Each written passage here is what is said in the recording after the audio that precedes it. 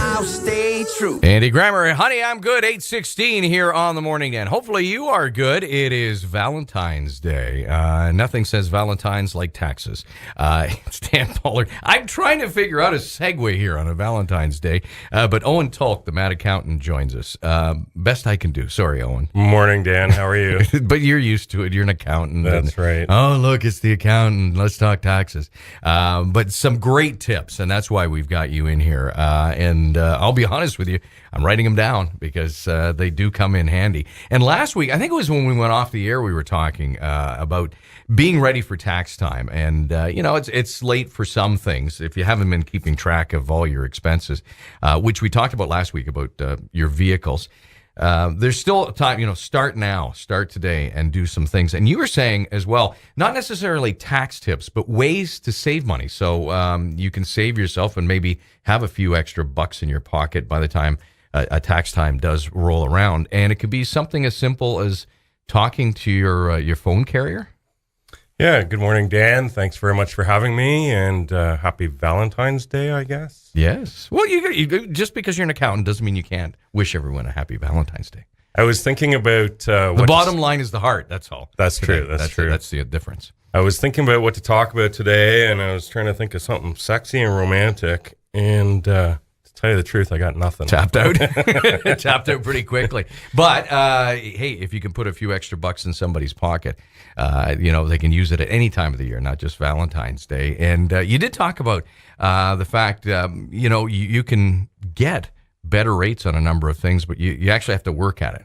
Absolutely. I can't tell you the amount of people that are paying $50 a month in bank charges, and I just cringe when I see this on their bank statements. I bet you they don't even know.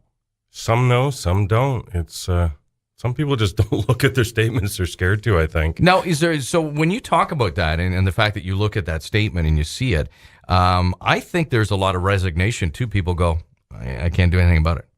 You absolutely can. You can go to your bank, make an appointment with your bank manager, especially, if you have a mortgage, you have RSPs, or maybe you have some investments if you're lucky. You have a few bank accounts, your wife, your kids, whatever the case might be. Go talk to them and say, I'd like to review everything I have with you. And then at the end of it, say, I'd like to know why I'm paying all these bank fees. You have my money. You're making money off my money.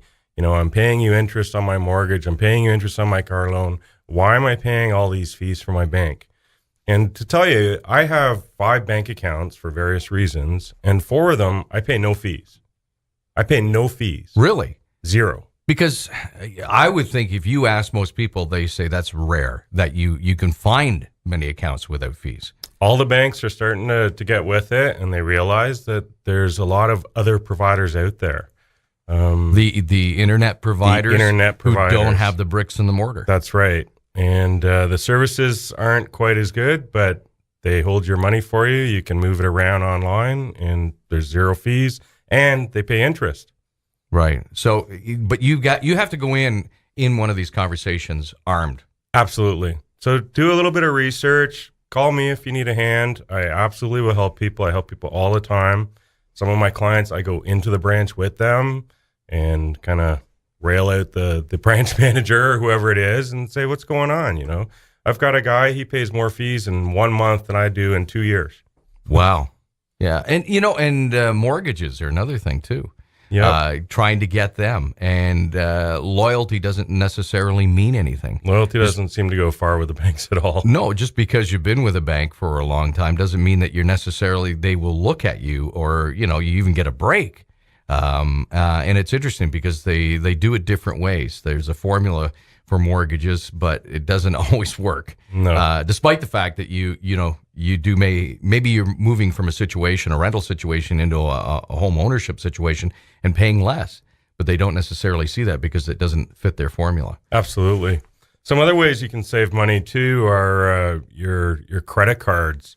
A lot of people have big charges on their fees on their credit cards. Here's a question for you. Yeah. What do you deem as big? I find it interesting when you ask people because they all have different opinions. Anything over $1.398. Again, I don't pay fees for credit cards ever. But, right. But you're paying off every month. Well, not only that, I'm saying your annual fee. Okay. A lot of people have annual fees. They pay $50, $100, $200. Now, some of them have, amazing points plans, or they believe them to be amazing points plans.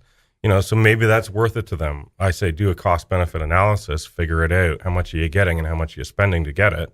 But same thing with the credit card annual fee. When you get your statement and the annual fee's on there, call them up. Tell them you're not happy.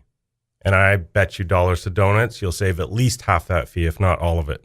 Tell them you want them to take it off your bill. So from your perspective then, if you're the client, do I say, listen, I'm not afraid to shut this one down and I'll just use something else? Absolutely. Absolutely. There's so many credit cards available, and let the company know. Say, look, I was shopping around. I can get this card, that card, the other card for zero fees, zero annual fees. What can you do for me? Right. And you're not dealing with a bank. You're dealing with a credit card company.